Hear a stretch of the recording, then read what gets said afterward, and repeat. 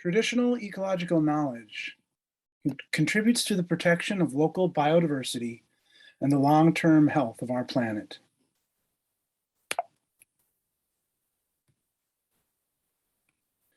Throughout human history, we've been conducting scientific experiments, trying things out, trying to figure out what works best, trying to improve the tools we use and understand the world around us.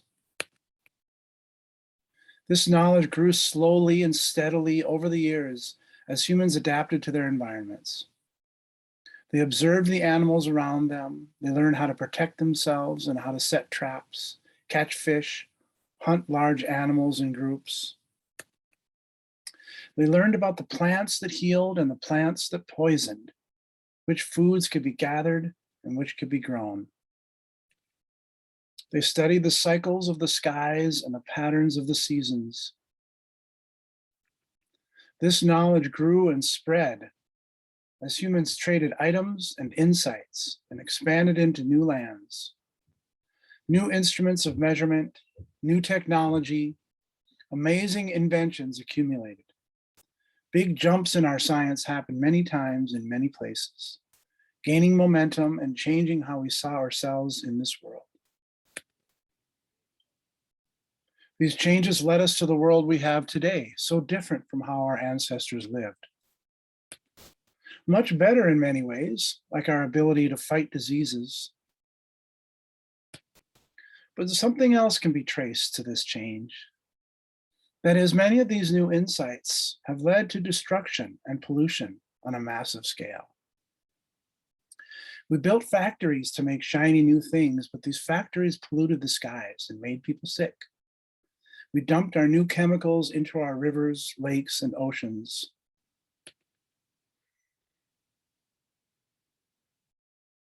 We cut down forests with huge forest cutting machines. We tore holes in mountains with mountain destroying machines to get coal, metals, and other materials inside them. I guess we got so excited about our growing knowledge that we didn't realize that with the good things we were also making a big mess of many things. We've lost our balance, our patience, our connection, our reverence for our earth. So what can be done? Well, it starts with us. It starts with our choices, big and small, what we eat, what we buy, how we live. It starts with how we talk, how we think, what we say, what we do. It's up to us to protect the air and the water, the earth, the plants and animals. We keep our planet strong and healthy for generations to come. And we need to find new voices in this fight, voices who can help us see things from a new angle. Voices of poets, artists, activists, lovers of nature. Voices that have been here with us all along, but who haven't gotten enough attention and appreciation. More and more scientists and others are looking to traditional or native or indigenous people for their deep knowledge of the natural world. Many of these cultures represent lifeways that have existed in harmony with their surroundings for thousands of years. Their paths of knowledge did not lead to mountain-destroying machines because they have different relationship to those mountains. One of appreciation, reverence, humility, love. Their insight and perspective, their sense of connectedness and balance with the natural world could be the solution to saving our beautiful planet.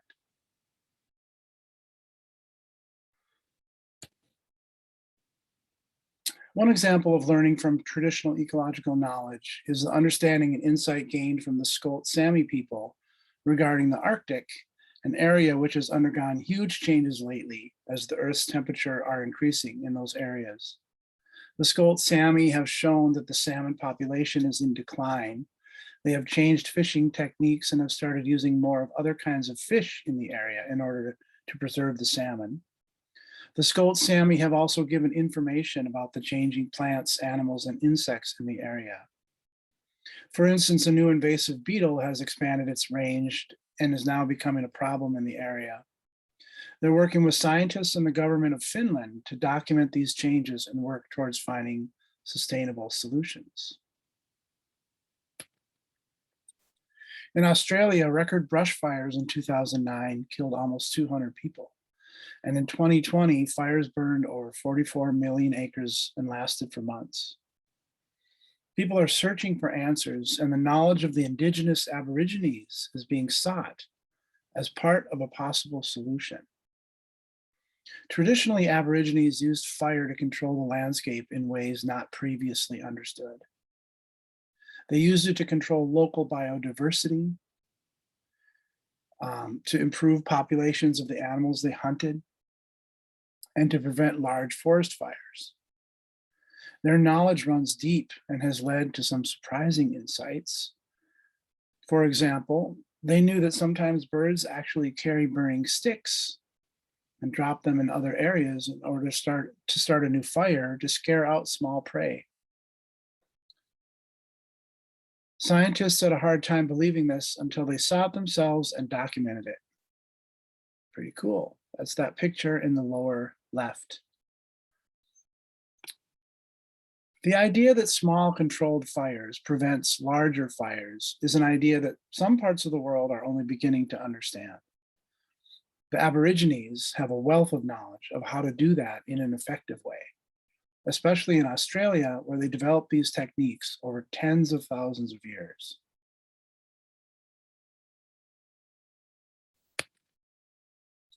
In 1989, a giant ship owned by ExxonMobil gas and oil company, spilled over 10 million gallons of crude oil into the waters off of Alaska, causing massive pollution and the deaths of hundreds of thousands of birds, seals, otters, orcas, and basically the entire marine ecosystem in the area.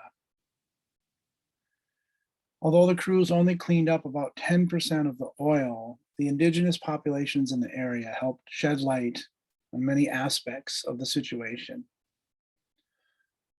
They have a vast knowledge of the expected numbers of animals in the area based on the season and migration patterns, the interconnectedness, the diet, the behavior of various life forms in the area. And that helped people understand the level of destruction so they could work towards finding an answer. Ecological knowledge provided by the Chukotka and the Chukchi and other indigenous groups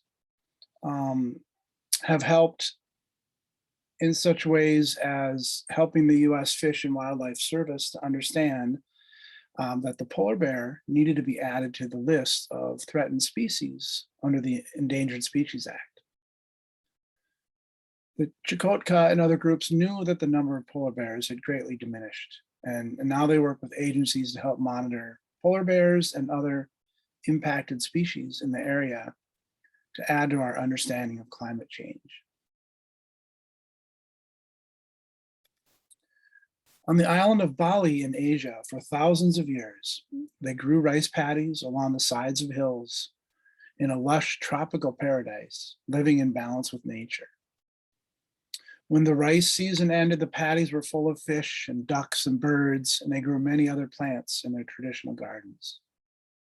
But in the 1970s, there was a worldwide movement called the Green Revolution that swept through places like Bali and made them think they needed to keep up with the times and adopt these new practices of intensive agriculture, using fertilizers and pesticides and growing only one or two things rather than the great variety that they were growing. The island adopted these practices, not really aware of what a balanced ecosystem that they had established over thousands of years. And the results were disastrous. So eventually, their traditional ways were given more credit and were studied more thoroughly. It turned out that their ancient system of water priests and temples, which seemed like only an ancient form of religion, was actually a way of dividing the island's water resources fairly, and in a way that made the whole system work effectively. The people of Bali learned that just because a new technology works in one place doesn't mean it works everywhere. They were able to learn some new techniques, but also to appreciate their own traditional ways for the local biodiversity it enabled and the balanced ecosystem it allowed.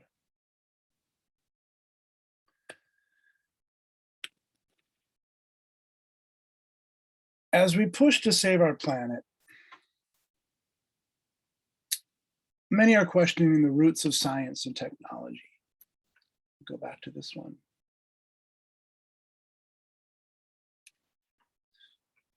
That have gotten us to into this mess in the first place. But science is not the bad guy in the story. Science isn't good or bad. Science is a tool to help understand how things work. Science simply means trying things out and learning from what you discover, and sharing your information with others, and building on what others have learned. Science never stops changing. Science just means the knowledge and the understanding that we share about the world around us. As we've seen, though, the knowledge that we build through science and other ways can be used to either save our Earth or destroy it. And so the question becomes, whose knowledge is reflected in this science? Or even better, whose science are we talking about?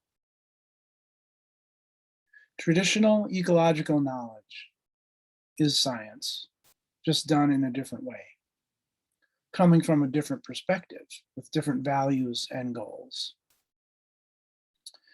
It is more grounded in the local environment. It comes with a sense of interconnectedness and reverence for the natural world, of which we are only one part. We need all voices. Remember, it starts with our choices, big and small. What we eat, what we buy, how we live, what we say, what we do. It's up to us to protect the air, the water, the earth, the plants and animals, and keep our planet strong and healthy for generations to come.